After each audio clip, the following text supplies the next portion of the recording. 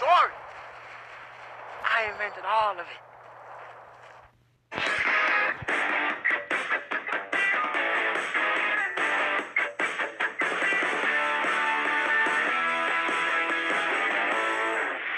Hey everyone, I'm Mina Durson in for Coy Wire, and I am so happy to be back with you while he travels back to the U.S. from Italy this week. A lot of things happening in the world around us on this Tuesday, February 24th, so let's get you your news. We begin in our nation's capital, where tonight all eyes will be on President Donald Trump as he delivers the State of the Union address. Each year, usually in January or February, the sitting president travels to Capitol Hill to deliver the address before both chambers of Congress, the Supreme Court, and other key members of the government. It's an opportunity to give them an update on the nation's condition, highlight key issues, and outline legislative priorities. Did you know the duty is enshrined in Article 2 of the U.S. Constitution, and it actually originated from a ritual address given by the British monarchy at the opening session of Parliament. This year will mark President Trump's 6th address to Congress and the 109th time a U.S. president has delivered the address in person. It also comes just 1 week before primary elections begin for this year's midterms, giving the president a chance to make the case for Republicans to maintain control of the government. But it also comes at a time where tensions are high across all three branches of the federal government.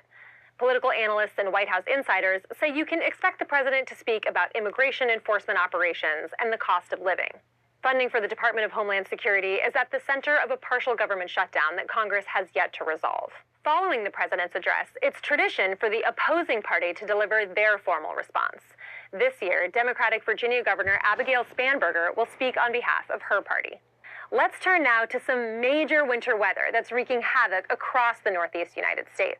A massive bomb cyclone has brought hurricane-force winds and extreme snowfall to much of the region to begin the week. As of this taping, at least 4 states have been blanketed with more than 2 feet of snow. I trudged through like 2 feet of it just to get here for you guys this morning. Major cities like Boston, New York, and Philadelphia are enduring their biggest snowstorms in years. So far, nearly 40 million people are under blizzard warnings, and more than 650,000 power outages have been reported. 7 states have declared states of emergency in order to mobilize resources to help impacted residents. The treacherous conditions are having a heavy impact on travel as well. More than 10,000 flights were canceled to start the week. Some cities have also paused public transit or imposed travel bans to help keep people off the roads. And here in New York City, students even got their first official snow day since 2019. Mayor Zoran Mamdani announced the rare move with a surprise call to an unsuspecting student. Hello? Oh my God, the mayor! Hi, Victoria. Hi! So, I thought as the mayor, I wanted to call you and give you some news. We've got a full snow day tomorrow. No online school. Yes! No remote learning. Full classic snow day. Ah! So my only ask to you is that you just stay safe, stay indoors during the height of the storm. Once that is passed, feel free to go out and sweat. Time for 10-second trivia. Which of the following best describes carmine? Is it a petroleum-based dye, a mineral-based powder found in clay, a color derived from insects, or a plant extract from berries?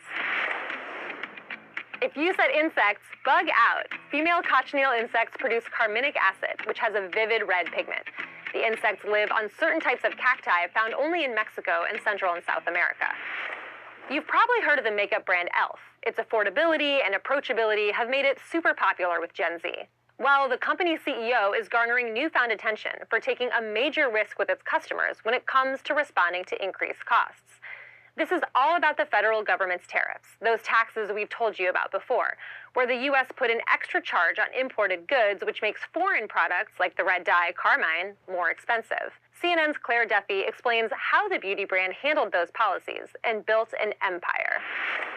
e.l.f. Beauty CEO Tarang Amin is on a mission to build a beauty empire for Gen Z. His formula? Low prices, social media savvy, and last year, the $1 billion acquisition of Hailey Bieber's Rhode, a beauty brand that young consumers line up around the block for. e.l.f. has always been so good at having its pulse on what younger consumers want. How do you keep up? So I'm always learning, but we were one of the first beauty brands on TikTok as a way of kind of engaging with Gen Z. Look at you! The first beauty brand to have our own channel on Twitch. The first beauty brand with our own branded experience on Roblox. For Amin, the key to understanding the brand's customers is to hire them. No one's ever going to accuse me of being a makeup enthusiast. So I absolutely rely on our young, passionate workforce to have a pulse on what consumers want, because they are our community. 76% of our team are women, 74% are Gen Z or millennial, 44% are diverse. They absolutely represent the community we serve. Donald Trump's war on DEI is on. That focus on diversity stands out at a time when companies like Meta and Walmart have scaled back their diversity initiatives in the wake of right-wing pressure. Our country is going to be based on merit again. For Amin, diversity is a priority. Why have you decided to stick with it? What would be riskier is us abandoning what we stand for. Our community would know about it right away, and they would hold us accountable for it. We believe if your team represents communities you serve, your results will be better, and we're living proof of that. Last year, White House trade policy threatened another pillar of e.l.f.'s success, affordability. To account for tariffs, the company announced it would raise prices by $1 on many products, despite warnings from President Trump to eat the tariffs. Was that something that worried you prior to this announcement? No, it didn't worry me at all. Our whole point is being transparent with our community, and what I find, consumers are smart. So if you probably put some other twists, it actually gets in the way of that genuine dialogue we have with our community. According to Amin, roughly 75% of e.l.f.'s products remain priced under $10, an effort to protect the affordability that made the brand a disruptor in the first place. We're known to make the best of beauty accessible to every eye, lip, and face, and frankly, that resonates in any economic environment. A bona fide discovery in Costa Rica is digging up new clues about animals from the Ice Age that once towered over the region. The fossils include remains from a mastodon relative that scientists estimate weighed about 11,000 pounds, with tusks stretching more than 5 feet long, along with a giant ground sloth that stood up to 16 feet tall and weighed roughly 9,000 pounds. A local resident first spotted the bone fragments on private land and alerted scientists at Costa Rica's National Museum. I said, look, I have this one here. What do you think? The man bends down, cleans it, feels it. Young man, this is a mastodon tusk. You've just made history. Early analysis suggests the fossils are between 10 and 40,000 years old, from near the end of the last ice age. So far, scientists have recovered dozens of fossil pieces and believe the site could hold far more than bones. The geological layer has a lot of information, not only vertebrae, but it has seeds, leaves, plants, and possibly has microorganisms that we want to analyze together to realize climatic data, for example. Researchers say discoveries of this scale are rare in Costa Rica and help reconstruct how prehistoric ecosystems once looked across Central America.